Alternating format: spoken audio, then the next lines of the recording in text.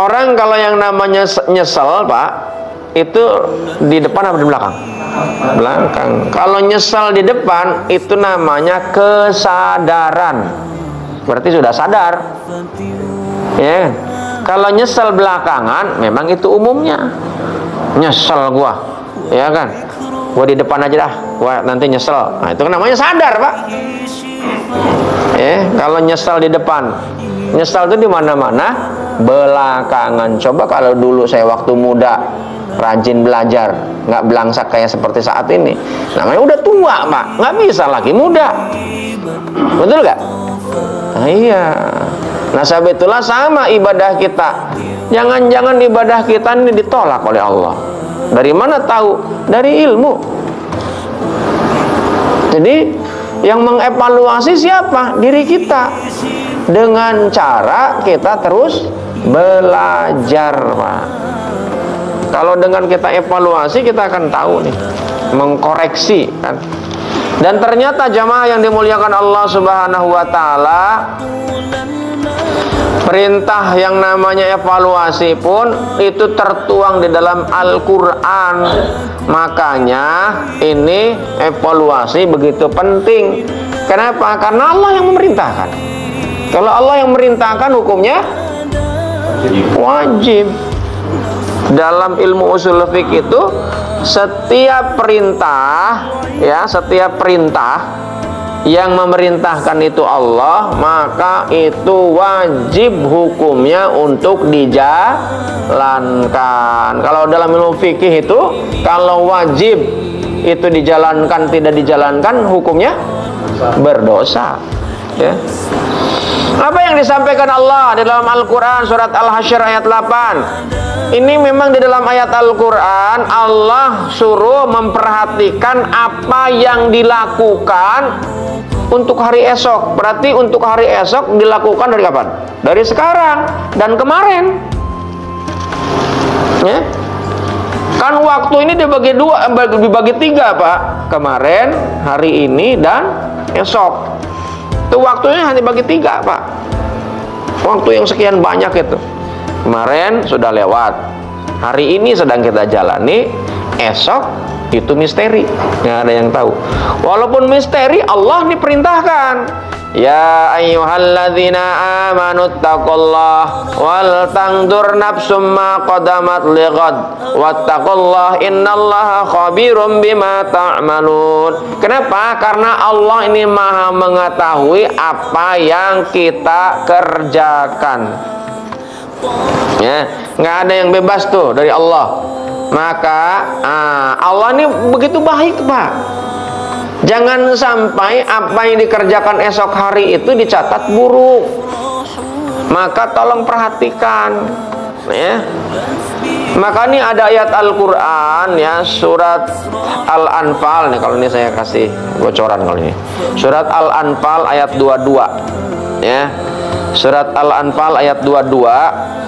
Ini ternyata Allah menyampaikan kepada kita di dalam Al-Quran surat Al-Anfal ayat 22 itu, kata Allah bahwa ada yang namanya seburuk-buruknya makhluk. Tahu nggak siapa seburuk-buruknya makhluk? Apa dan siapa? Ada yang tahu nggak? Seburuk-buruknya makhluk? Oh, enggak. Ternyata seburuk-buruknya makhluk kalau iblis memang sudah jelas. Oh, seburuk-buruk makhluk apa? Surat Al-Anfal ayat 22. Apa yang disampaikan? Nih, slide-nya saya cari nggak ketemu. Inna sarrad dawab indallah. Ya, sungguh ada makhluk yang paling buruk indallah, di sisi Allah. Siapa itu?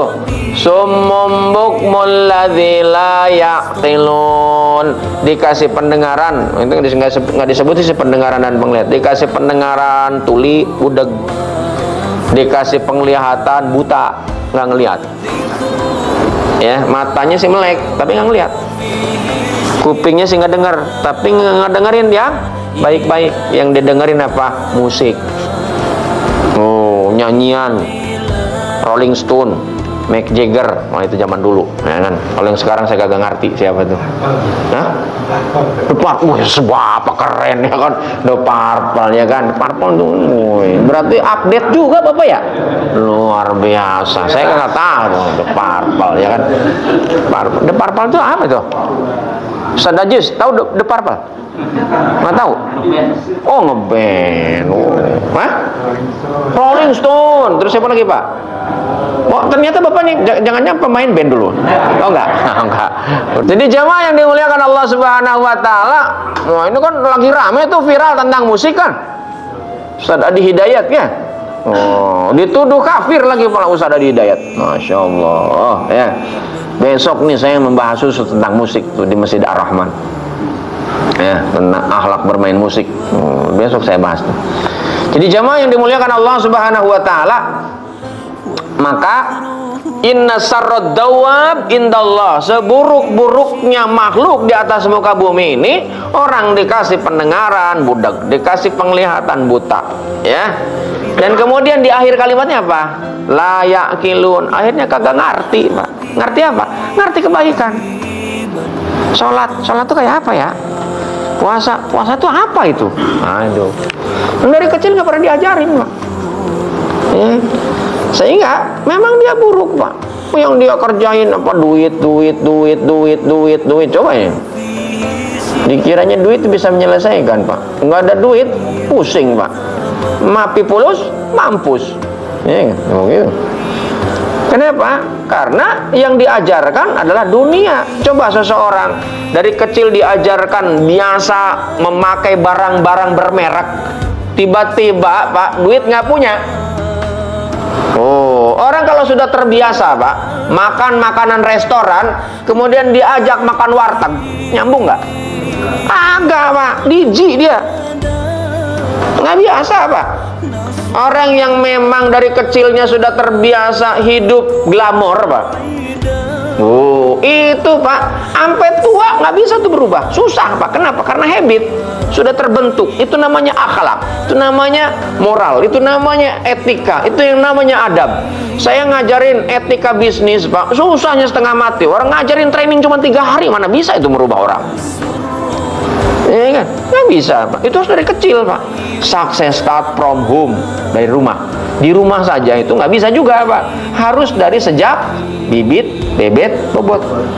Oh, udah lahir Pak dididik, nggak bisa Pak. Ya harus cari calon bini, calon suami. Wah, gua nyesel nih. Kalau gitu gua cari lagi deh bini yang baru.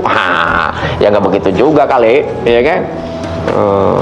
Jadi jamaah yang dimuliakan Allah Subhanahu Wa Taala, maka nih kalau yang masih punya bocah belum nikah, mau cariin tuh calonnya, betul-betul diperhatiin, ditanyain, ya kan, nasabnya, walaupun nasab nggak jaminan, karena ada anak Nabi pun durhaka, ada nggak? Ada. Saya keturunan Nabi. Ya, mau keturunan Nabi pun ada jahiliyah Pak. Sekarang ini kan rame ya Pak, antara Habib dengan bukan Habib, betul gak? Ada yang Habib menganggap, darah Habib jauh lebih mulia dibandingkan 25 ulama. Mana ada begitu? Nggak ada Pak, darah sama-sama merah. Itu betul kata Pak RT itu. Yang mulia itu di sisi Allah Pak. Inna akramakum indallahi atqakum. Saya ini bukan anti Habib, enggak. Nggak ada Pak yang namanya keturunan itu menentukan nasab itu lebih mulia, nggak ada. Yang menentukan mulia dan tidak itu dia takwa atau tidak Pak di hadapan Allah. Itu ayat Al-Quran. Saya lebih percaya ayat Al-Quran daripada perkataan manusia Pak. Ya, inna akramakum indallahi atqakum. Kalau ada Habib saya hormat karena kemuliaan ilmunya, kemuliaan perangainya, bukan karena keturunannya. Bukan karena keturunannya. Kalau keturunan dia mengaku zuriyahnya Nabi tapi perilakunya jahiliyah, Pak. Orang-orang hidup zaman Nabi, Pak, itu tidak semuanya menjadi pengikut Nabi. Kalau saya pakai gamis, Pak, ini kan budaya Arab, tapi karena bagi saya ini cakep, praktis, dan menutup aurat. Karena yang diperintahkannya menutup aurat, bukan karena saya ikut-ikutan tradisi Arab, enggak. Itu jemaah yang dimuliakan Allah Subhanahu wa taala. Jadi jangan sampai kemudian kita nih minder karena bukan keturunan dzurriyyahnya Nabi. Ya. Kalau saya mempelajari tentang sejarah, karena saya dulu ketika kuliah kan belajar tentang dirosah Islamiyah. Ya, dirosah Islamiyah itu sampai 4 semester. Salah satunya tentang yang namanya aliran-aliran, itu ada yang namanya Mu'tazilah, ada yang namanya Syiah, ada namanya Khawarij, ada yang namanya Murji'ah. Dulunya itu aliran politik, Pak. Sebagaimana kita aliran politik saat ini ketika Pilpres. Dan itu karena terus mengakar turun-temurun, Pak, kemudian akhirnya berubah menjadi aliran agama. Sebagaimana di Indonesia dulu ada namanya organisasi Muhammadiyah dan NU. Itu adalah organisasi dalam rangka untuk melawan penjajah, ya kan? Belakangan kemudian menjadi aliran agama. Oh, ini Islamnya apa? NU. Ini Islamnya Muhammadiyah, gitu kan? Betul kan? Padahal itu organisasi, Pak. Nah, masyarakat awam itu nggak paham karena nggak pernah diajarkan, Pak. Kalau di dunia akademik itu disampaikan, Pak, tentang sejarah. Jadi jemaah yang dimuliakan Allah Subhanahu wa taala, nah lihat, seburuk-buruknya manusia, inna syarrad dawab indallah summum bukmul ladzi la yaqilun. Artinya apa la yaqilun itu? Nggak mengerti kalau diterjemahkan bahasa Indonesianya di terjemahan Al-Quran Departemen Agama. Artinya apa? Kalau nggak mengerti, berarti nggak punya ilmu. Ya, nggak punya ilmu, atau nggak ada yang ngasih tahu, atau ada yang ngasih tahu tapi dia nggak mau peduli. Makanya buta tuli. Dikasih tahu nggak didengerin. Ngajinya kenapa tidur? Nggak didengerin. Nih, makanya kalau ngaji jangan tidur, dengerin. Ya kan, nyatet enggak? Ya kan? Mata merem. Kalau mata merem dijamin kuping ikut merem. Kayak Ustaz Ajis tuh ikut nyatet. Wah, itu yang cakep itu. Kalau ngaji itu nyatet. Memang ya kan, kalaupun dibawain kitabnya, kadang-kadang kitabnya pun nggak bisa dibaca.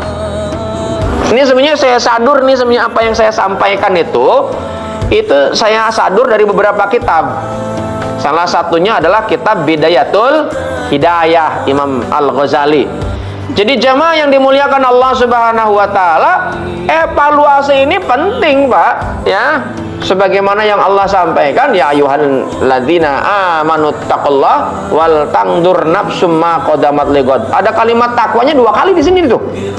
Ya, ada tuh ayat Al-Qur'an, satu ayat kalimat takwanya ada 2 kali.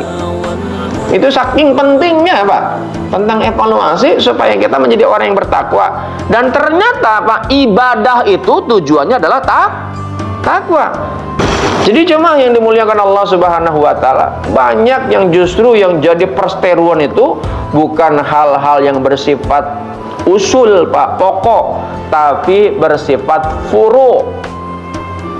Ya, furu itu apa? Cabang. Ini kalau pohon nggak ada pokoknya, cabangnya ada nggak? Kagak ada cabangnya, Pak. Kalau udah dipotong cabangnya nggak ada manfaatnya tuh. Ya. Nah, sebab itulah pentingnya evaluasi. Untuk apa evaluasi itu dibuat? Ini hasilnya jamaah yang dimuliakan Allah Subhanahu wa taala. Bahwa yang namanya evaluasi itu harusnya melahirkan perbaikan. Apa perbaikannya? Itu dalam Al-Qur'an. Bertaubatlah kalian kepada Allah, wahai orang-orang yang beriman, agar kalian beruntung. Wa tubu ilallah jami'an ayyuhal mu'minun la'allakum tuflihun. Ini hasilnya evaluasi.